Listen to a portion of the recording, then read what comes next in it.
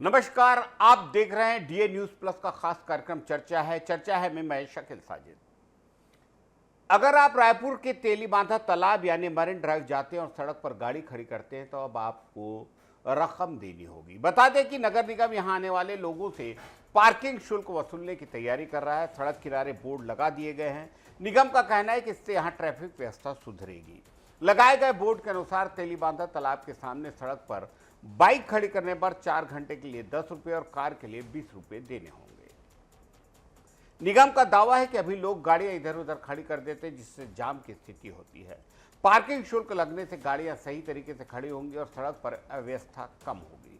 तेलीबांधा तालाब में रोज बड़ी संख्या में लोग आते हैं। ये इलाका अब चौपाटी की तरह बन चुका है और बहुत सारे लोगों के सुबह और शाम की दिनचर्या में नौजवानों की, महिलाओं की, बच्चों की, बहुत सारे परिवारों की दिनचर्या में शामिल है। सुबह और शाम के वक्त लोग यहाँ मॉर्निंग और इवनिंग वॉक करने भी आते हैं। आम दिनों में करीब 500 लोग आते हैं, जबकि वीकेंड पर यह संख्या बढ़ जाती है। महापौर मीनल चौबे का कहना है कि मॉर्निंग वॉक पर आने वाले लोगों से कोई पैसा नहीं लिया जाएगा। जी, ये बहुत बड़ी छूट है कि कम से कम पैदल चलने वालों से या चलने के लिए पैसा नहीं लिया जा रहा है। ये बहुत बड़ी बात है। उनका कहना है कि इसका मकसद पैसा वसूलना नहीं, बल्कि शाम के वक्त लगने वाले जाम से राहत दिलाना है। शाम को गाड़ियां बेतरतीब खड़ी होती हैं, उसी को सुधारने के लिए ये कदम है। वहीं स्थानीय लोगों में इस फैसले को लेकर भारी नाराजगी है। लोगों का कहना है कि यहाँ पार्किंग की कोई सही व्यवस्था नहीं। एक तरफ रेस्टोरेंट और दुकान है तो दूसरी तरफ ठेले लगते हैं। गाड़ी खड़ी करने की जगह नहीं बनाई गई। ऐसे में सड़क पर गाड़ी खड़ी करना मजबूरी है। लोगों का कहना है कि रोजमर्रा की थकान के बाद वे शांति से टहलने और बैठने मरीन ड्राइव आते हैं। अब इसके लिए भी पार्किंग का पैसा देना पड़ेगा, जो बिल्कुल नाजायज है। उनका मानना है कि पहले निगम को पार्किंग की सहूलियत देनी होगी, उसके बाद ही शुल्क लगाने की बात करनी होगी। बहुत सारे लोगों में, जिसमें शहर के बहुत से गणमान्य नागरिकों हैं, उन लोगों ने ये कहा है कि विडंबना है कि पैदल चलने वालों से पैसे नहीं लिए जाएंगे। इस बात की घोषणा महापौर कर रही है। बहरहाल, राजधानी रायपुर में सिविल लाइन थाना पुलिस ने डकैती की एक बड़ी वारदात होने से पहले ही रोक लिया। मुखबिर से मिली सूचना पर पुलिस ने 6 आरोपियों को गिरफ्तार किया। आरोपी कैनाल रोड इलाके में स्कॉर्पियो गाड़ी में बैठकर एक घर में डकैती की योजना बना रहे थे। ये कार्रवाई गुरुवार शाम करीब 5 बजे दुर्गानगर कैनाल रोड पर हुई। पुलिस को सूचना मिली कि कुछ युवक संदिग्ध हालत में स्कॉर्पियो गाड़ी में बैठे और किसी बड़ी वारदात की तैयारी कर रहे हैं। सूचना मिलते ही पुलिस टीम मौके पर पहुंची और घेराबंदी कर गाड़ी को रोक लिया। गाड़ी की तलाशी लेने पर पुलिस को तलवार, लकड़ी के डंडे और हॉकी स्टिक मिले। पूछताछ में आरोपियों ने बताया कि वे डकैती की पूरी योजना बना चुके थे। योजना के मुताबिक 3 आरोपी घर के अंदर घुसते, 2 बाहर खड़े होकर निगरानी करते और एक आरोपी गाड़ी में बैठकर भागने के लिए तैयार रहता।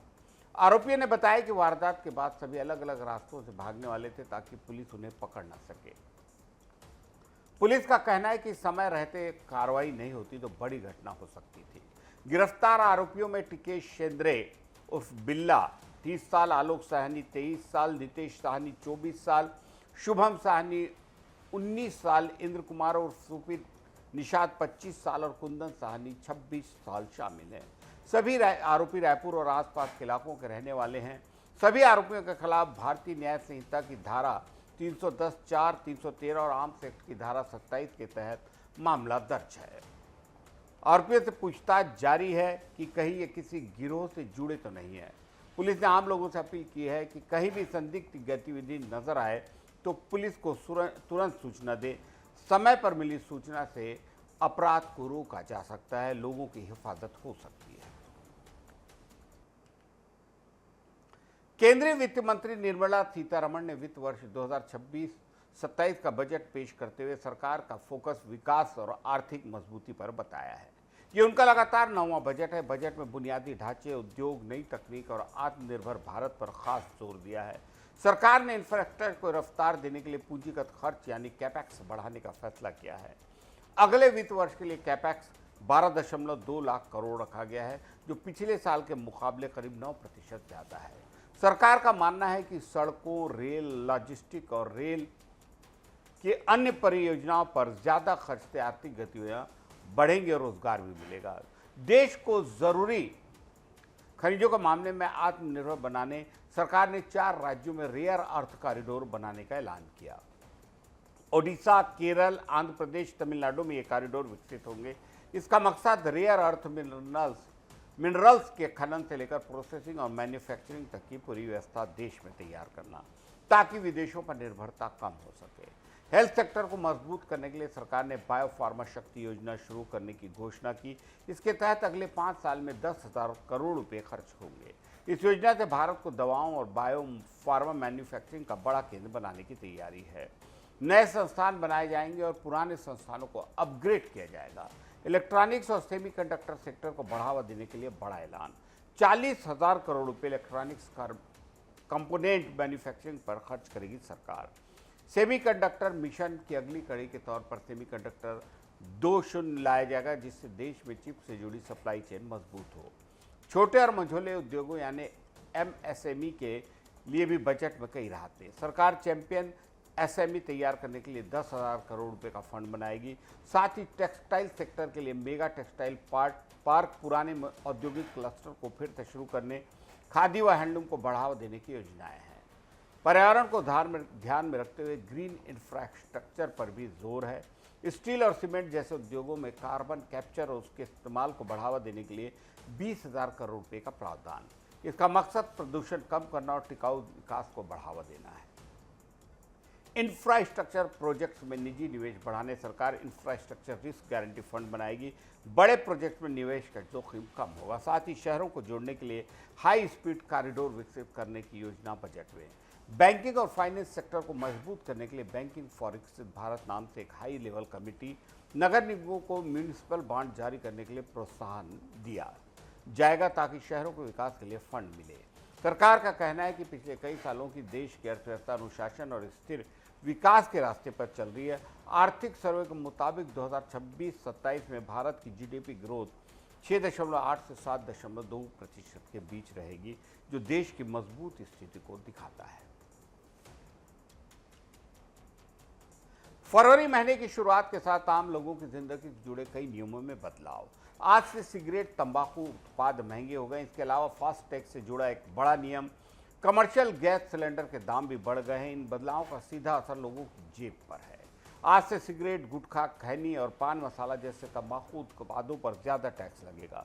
सरकार ने इन पर 40% GST लागू कर दिया है। पहले 28% GST के साथ अलग से सेस लगता था, अब सेस हटा दिया गया। लेकिन नई व्यवस्था कारण सिगरेट पर एक्साइज ड्यूटी भी लगेगी। सिगरेट की लंबाई के हिसाब से प्रति स्टिक 2 से 8 रुपये तक एक्साइज ड्यूटी लगेगी। इस वजह से बाजार में सिगरेट और तंबाकू उत्पादों के दाम 15 से 40% तक बढ़ेंगे। हालांकि बीड़ी पर टैक्स कम करते हुए 18% किया गया। फास्टैग इस्तेमाल करने वालों के लिए राहत। अब नई कार, जीप और वैन के लिए फास्टैग बनवाते समय KUV यानी कि योर व्हीकल वेरिफिकेशन की जरूरत नहीं। नेशनल हाईवे अथॉरिटी ने यह प्रक्रिया आसान कर दी। जिन गाड़ियों में पहले से फास्टैग लगा उनके मालिकों को भी अब बार बार वेरिफिकेशन नहीं कराना पड़ेगा, सिर्फ शिकायत मिलने पर ही जांच होगी। आज से 19 किलो वाला कमर्शियल गैस सिलेंडर महंगा हो गया। इसकी कीमत करीब 50 रुपये बढ़ गई है। दिल्ली में अब यह सिलेंडर 1740 रुपये में मिलेगा, जबकि चेन्नई जैसे शहरों में इसकी कीमत ज़्यादा होगी। इससे होटल, ढाबा, रेस्टोरेंट का खर्च बढ़ जाएगा। रिजर्व बैंक की मौद्रिक नीति समिति की बैठक 4 से 6 फरवरी तक होगी। उम्मीद की जा रही कि RBI ब्याज दर में 0.25% की कटौती करेगा। अगर ऐसा होता है तो होम लोन, कार लोन सस्ते होंगे और लोगों की EMI कम होगी। हवाई यात्रा करने वालों को थोड़ी राहत। एविएशन फ्यूल के दाम कम किए गए हैं। तेल कंपनियों ने इसकी कीमत करीब 1,000 रुपये प्रति किलोलीटर घटाई है। इससे एयरलाइन का खर्च कम होगा और आने वाले दिनों में हवाई टिकट सस्ते हो सकते हैं। इसके अलावा संपत्ति की खरीद और बिक्री से जुड़ा अहम बदलाव।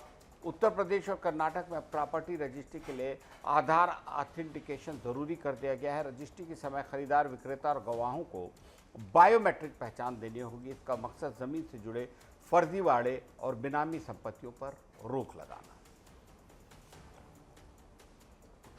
सोने और चांदी के दाम इन दिनों गिर रहे हैं। बजट आने से पहले ही मार्केट में लोग मुनाफा बुक कर रहे हैं। मतलब जो लोग पहले सोना और चांदी खरीद चुके थे उन्होंने थोड़ी कमाई निकालनी शुरू कर दी। इसी वजह से पिछले 2 दिनों में चांदी करीब 1,36,000 रुपये सस्ती हो गई। अब 1 किलो चांदी का भाव 2.65 लाख रुपये रह गया है। सोना भी पीछे नहीं है। 10 ग्राम सोना करीब 31,000 रुपये गिर कर 1.38 लाख रुपए में गिर रहा है।